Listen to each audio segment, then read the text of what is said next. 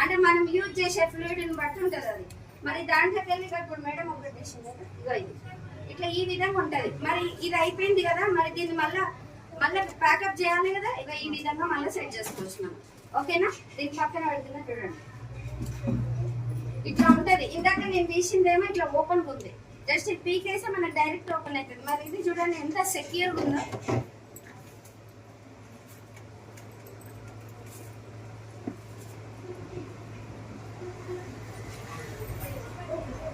ఇది back side layer అంటారు, pure systematic ఉంటది. ఎట్లా అంటే ఇది అనేది అంటుకోదు. ఇందాక నేను చెప్పిన ప్లాస్టిక్ ఉంది దాని బ్యాక్ సైడ్, ఇది కూడా పాలిస్టర్ సింథటిక్ అని అంటారు దీన్ని.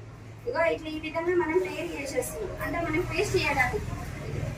ఇది పోయింది కదా, ముందరంగా చూడండి, ఇది ప్యూర్ కాటన్ సైడ్. ఇందాక నేను ఏం చెప్పిన, నేను పాలిసింథటిక్ అని చెప్పిన దాంట్లో ఇది ప్యూర్ కాటన్ ఉంటది. మరి ఇది కూడా లేయర్